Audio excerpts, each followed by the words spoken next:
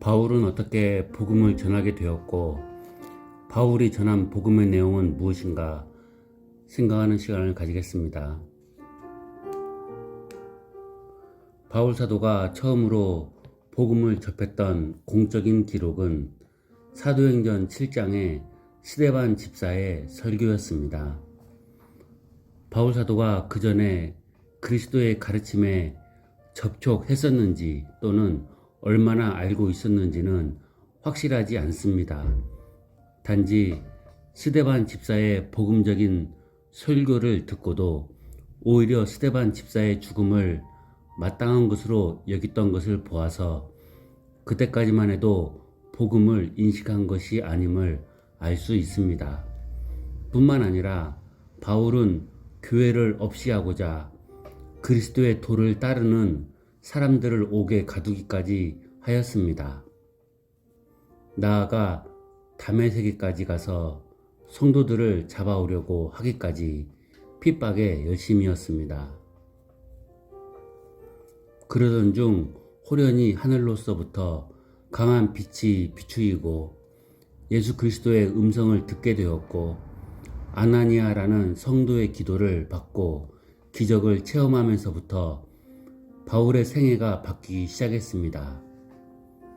이 일 후부터 바울은 복음에 붙잡힌 사람이 되었습니다. 바울은 예수님의 하나님 아들이심과 예수를 그리스도라 증명하여 유대인들을 굴복시킬 정도로 복음의 진술을 전파하기까지 하였습니다.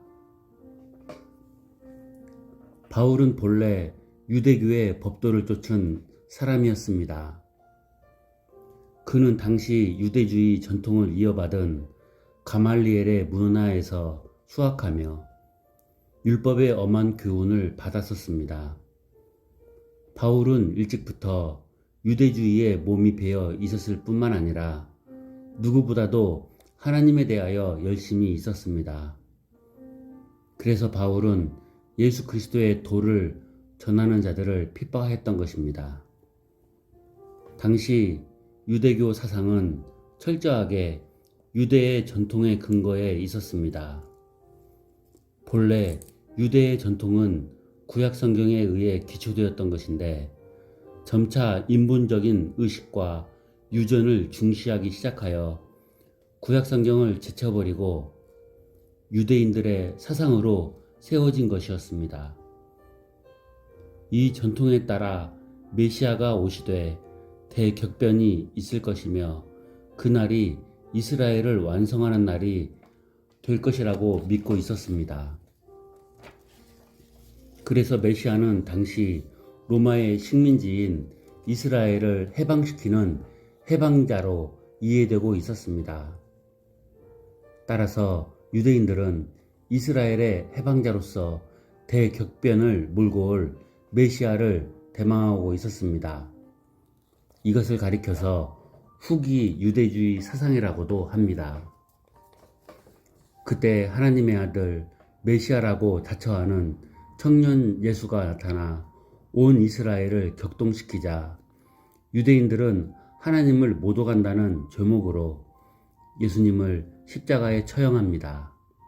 왜냐하면 자기들의 전통에 따르면 메시아는 거대한 능력을 가지고 이 세상을 불로써 심판하고 자기들을 영원히 해방할 뿐만 아니라 완벽한 국가를 건설할 분으로 묘사되는데 그에 비하여 청년 예수는 너무나 보잘것 없었기 때문이었습니다.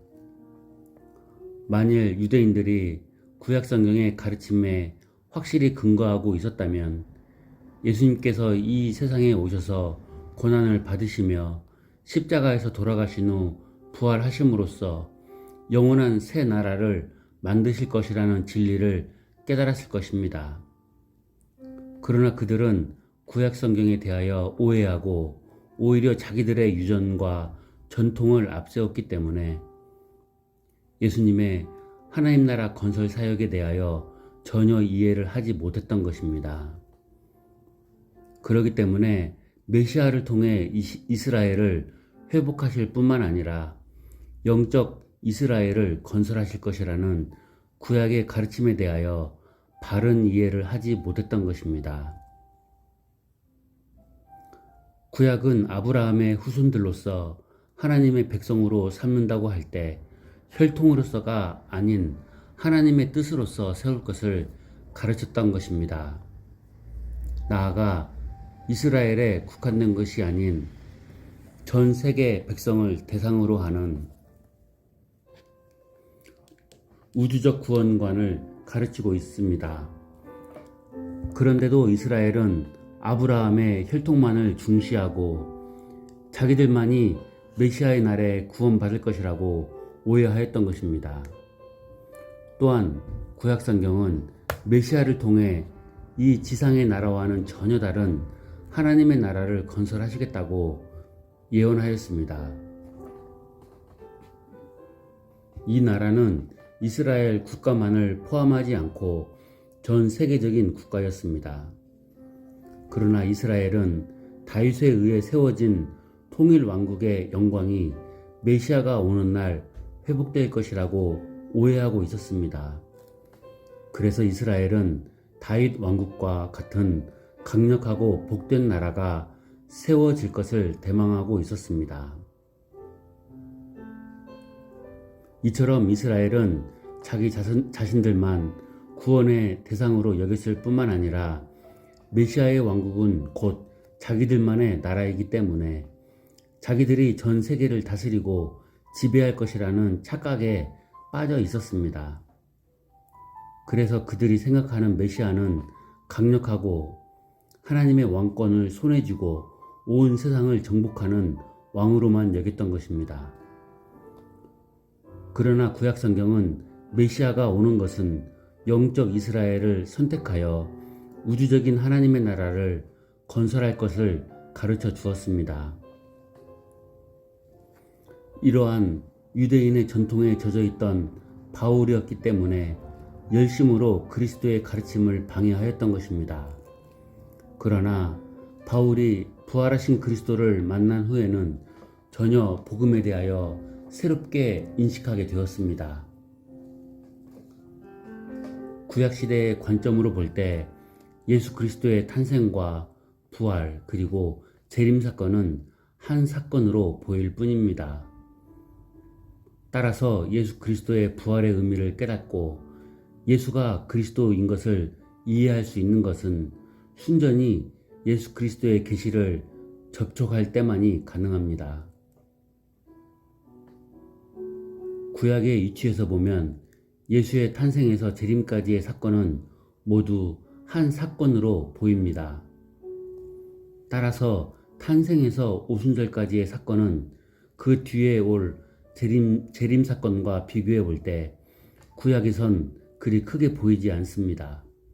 오히려 온 세상이 멸망당하고 거대한 변화가 일어나며 새로운 웅장한 나라가 건설될 재림 사건에 더 큰 관심과 기대를 걸게 됩니다. 사실 구약의 이스라엘은 예수의 탄생에서 재림까지의 사건을 하나로 보았습니다. 그래서 구약의 선지자들은 이스라엘을 향하여 하나님의 크고 두려운 날이 임하기 전에 회개할 것을 촉구하면서 그 날의 웅장함을 예언했던 것입니다. 그렇다고 해서 고난 받으시는 예수에 대해서 전혀 몰랐던 것은 아닙니다. 이사야서 뿐만 아니라 시편 2편과 22편 등에서도 얼마든지 예수님의 고난을 읽을 수 있습니다. 그런데도 이스라엘은 오히려 거대하고 웅장한 재림 사건에 더 관심을 갖고 그날에 세워질 영광의 하나님의 나라가 우주적이며 영원한 나라인데도 불구하고 자기네 나라의 회복 정도로만 축소시키고 만 것입니다. 그래서 아직도 유대인들은 메시아가 와서 건설할 영광의 나라를 소망하고 있는 것입니다. 이미 오셔서 이 땅에 하나님의 나라를 선포하셨고 부활을 통해 완성하신 하나님의 나라를 인정하지 못하고 있는 것입니다. 그러나 신약의 교회 시대에 속한 성도들에게 있어서는 예수님의 탄생은 구약 예언의 성취이며 십자가 사건과 부활 사건을 통해서만 인류가 구원을 받을 수 있다는 복음에 근거하여 구약을 올바르게 이해하게 되었습니다. 그 결과 오순절 성령 강림 사건 이후에 각 사람들의 심령에 하나님의 신이 임하시어 이상을 보며 환상을 보며 예언을 하게 되었습니다. 따라서 예수 그리스도의 부활이 없으면 영원한 사망의 법에 아직도 얽매여 있을 수밖에 없음을 인식하고 고백합니다. 곧 창세기 3장 15절의 예언처럼 여자의 후손이 뱀의 머리를 상하게 한 사건이 예수님의 부활 사건임을 이해하며 따라서 예수님의 십자가 사건은 구약의 완성이며 이제 새 시대가 열렸음을 알려준 증표가 된다는 진리를 깨닫게 된 것입니다. 그러므로 부활 사건 이후에 존재하는 성도는 그리스도의 십자가를 통해 자신이 영원한 삶으로 인도되었으며 바로 지금 그리스도께서 세우신 하나님의 나라 안에 살고 있음을 깨닫게 됩니다. 또한 이제부터는 의문에 쌓인 법이 아닌 새로운 하나님 나라의 법, 곧 복음 안에 살고 있음을 인식하고 있는 것입니다. 나아가 재림 사건이 있을 때 비로소 영원한 나라가 이루어질 것을 소망합니다. 이 날의 영광은 오직 하나님의 것이며 하나님만이 온 인류의 심판주로서 모든 존귀를 받으시게 될 것입니다. 이것이 곧 바울의 복음입니다. 그렇기 때문에 신약의 성도가 어느 위치에 자신이 존재하고 있는가를 안다는 것은 매우 의미심장한 일입니다. 자기의 위치가 아직도 구약의 위치에 있다면 그는 여전히 예수님의 십자가의 구속사건을 이해하지 못하고 있음과 같습니다. 그리고 아직도 부활의 권능을 알지 못하고 참여하지도 못하고 있는 것입니다. 유대인들이 지금도 그러합니다. 그러나 분명히 부활하신 예수 그리스도를 신앙하고 있다면 이제 엄연히 새 질서에 속한 새 사람인 것을 인식해야만 할 것입니다. 그러므로 복음이 무엇이며 복음이 말하는 하나님의 나라가 어떤 것인가를 분명하게 알고 있어야 합니다. 나아가 그 나라의 백성답게 살아가야 할 것입니다. 바로 이러한 삶을 가르친 이가 바울 사도입니다. 따라서 바울의 복음은 누가 하나님 나라의 백성이며 어떻게 살아야 하는가 하는 것을 가르쳐 줍니다. 바울이 이 복음을 알게 된 것은 온전히 그리스도의 계시를 깨달았기 때문입니다. 그리스도 예수께서 이 땅에 오셔야만 했고 마침내 십자가에 죽으셔야만 했으며 그 예수를 다시 살리신 하나님의 권능을 바로 알고 있었기 때문에 바울은 확고한 복음을 증거할 수 있었던 것입니다. 곧 구약이 예언한 예수 그리스도와 예수 그리스도가 선포한 하나님의 나라에 대하여 분명하고 확실하게 알고 있었기 때문에 바울의 복음이 성립할 수 있었던 것입니다. 그러므로 바울 복음의 근거는 구약과 예수 그리스도의 부활 사건이었습니다. 반면에 유대인들은 여전히 구약적인 관점에서 메시아를 바라보고 있기 때문에 예수 그리스도의 부활의 의미를 결코 이해하지 못하고 있는 것입니다. 그들이 그렇게 된 것은 구약 자체를 하나님의 계시로서 올바로 이해하지 못했기 때문이었습니다.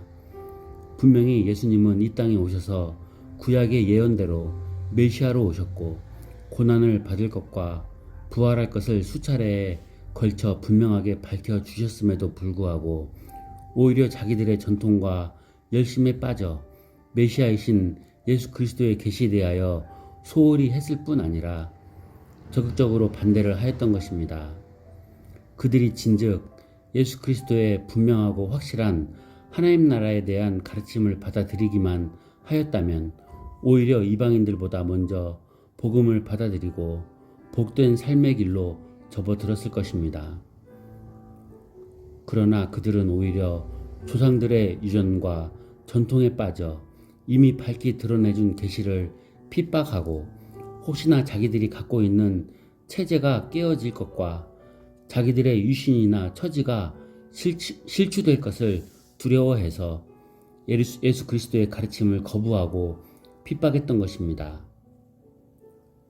그러나 바울은 잠깐 동안 유전과 전통에 사로잡혀 있었으나 그리스도의 부활에 근거한 하나님 나라의 새 질서 안으로 속히 귀환하였고 이 나라의 새 질서 안에서 우리가 살아야 할 복음을 선포하고 있는 것입니다. 감사합니다.